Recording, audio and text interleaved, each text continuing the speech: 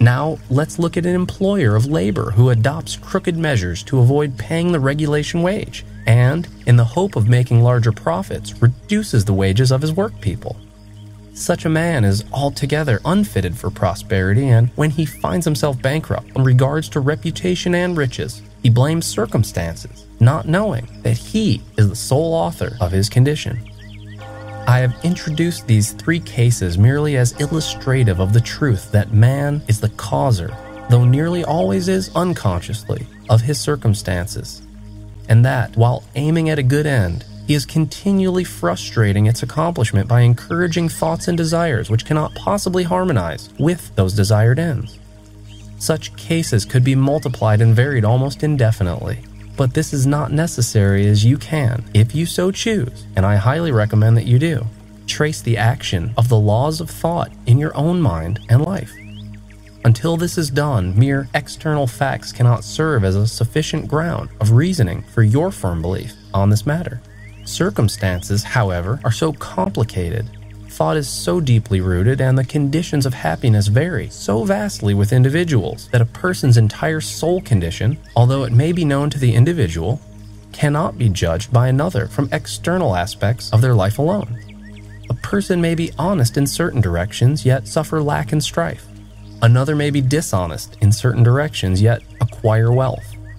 But the conclusion usually formed that the one man fails because of his particular honesty, and that the other prospers because of his particular dishonesty, is the result of a superficial judgment which assumes that the dishonest man is almost totally corrupt, and the honest man almost entirely virtuous. In the light of a deeper knowledge and wider experience, such judgment is found to be erroneous. The dishonest man may have some very admirable virtues which the other does not possess, and the honest man perhaps has obnoxious vices which are absent in the other.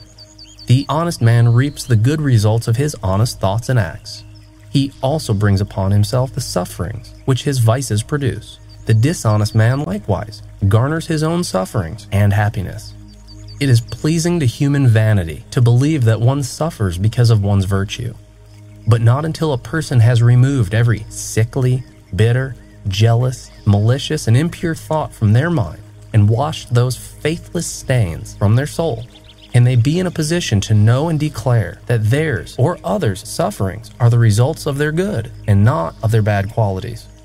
On the way to, yet long before you have reached that supreme perfection for which you strive, you will find, working in your mind and life, the great law which is absolutely just and which cannot, therefore, give good for evil or evil for good. Possessed of such knowledge, you will then know, looking back upon your past ignorance and blindness, that your life is, and always was, justly ordered, and that all your past experiences, good and bad, were the equitable outworkings of your evolving, yet unevolved, self. Good thoughts and actions can never produce bad results. Bad thoughts and actions can never produce good results. This is but saying that nothing can come from corn but corn, nothing from nettles but nettles. You understand this law in the natural world and work with it, but few understand it in the mental and moral world, though its operation there is just as simple and undeviating, and they, therefore, do not cooperate with it. Suffering is always the effect of wrong thought in some direction. It is an indication that the individual is out of harmony with themselves, with the law of their being. The sole and supreme use of suffering is to purify, to burn out all that is useless and impure. Suffering ceases for the person who has purified their mind and being. Once the debilitating state of your self-imposed limitations are incinerated in the furnace of your desire for the best life you can possibly lead, the pure ore left behind will be your enlightened and joy-filled being, which will be free from all suffering. The circumstances which you encounter with suffering are the result of your own mental disharmony. The circumstances which you encounter with blessedness are the result of your own mental harmony. Blessedness, gratitude, conscious acknowledgement of what you actually have, not material possessions, is the measure of right thought.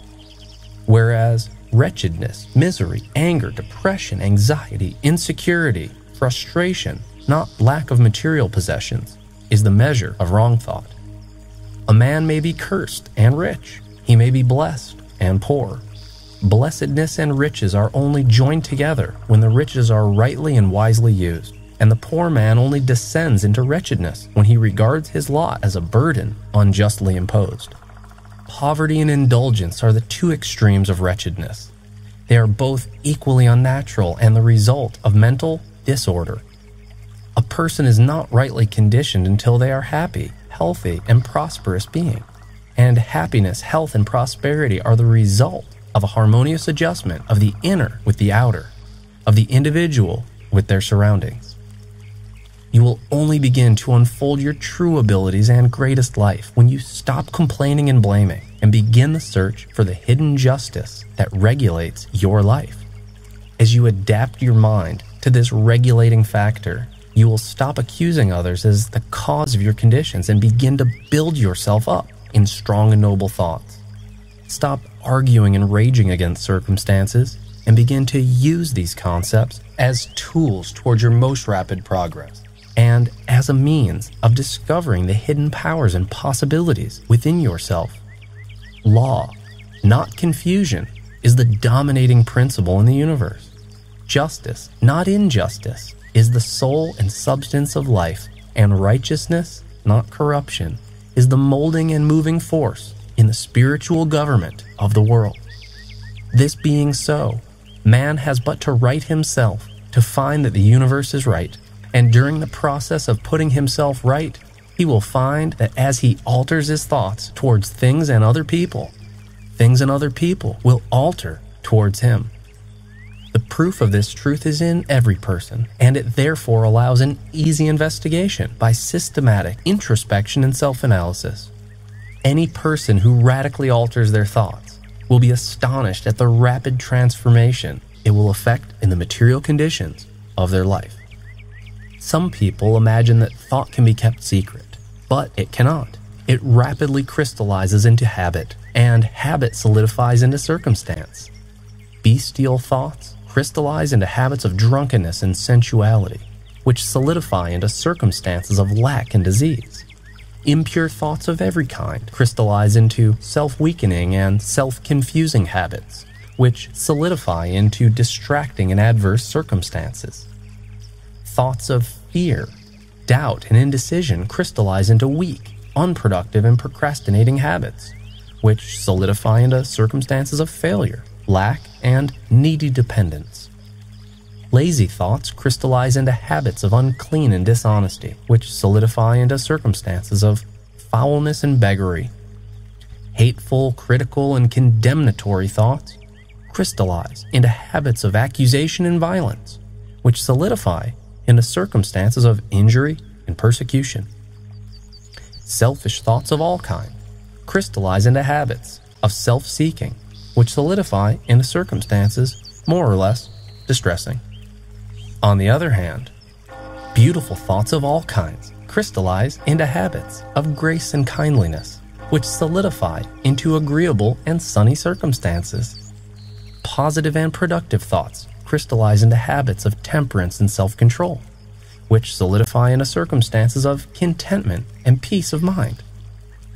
Thoughts of courage, self-reliance, and decision crystallize into constructive habits, which solidify into circumstances of success, plenty, and freedom.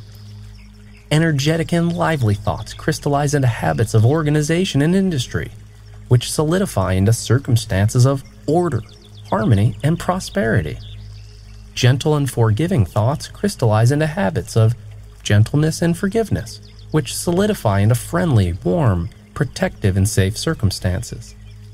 Loving and unselfish thoughts crystallize into habits of service to others, which solidify into circumstances of sure and abiding prosperity and everlasting riches. A particular train of thought persisted in, be it good or bad, cannot fail to produce its result on the character and circumstances. You cannot directly choose your circumstances, but you can choose your thoughts, and so, indirectly, yet surely, shape your circumstance. Nature helps every person to the gratification of the thoughts which they most encourage, and opportunities are constantly presented, which will most speedily bring to the surface both the good and evil thoughts. Let a man cease from his sinful thoughts, and all the world will soften towards him and be ready to help him. Let him put away his weakly and sickly thoughts, and lo, opportunities will spring up on every hand to aid his strong resolves.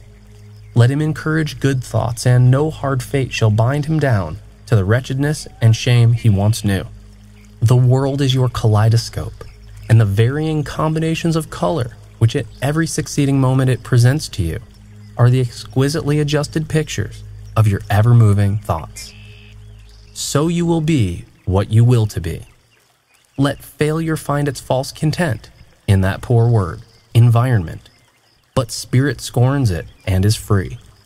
It masters time, it conquers space. It cows that boastful trickster chance, and bids the tyrant circumstance uncrown and fills a servant's place.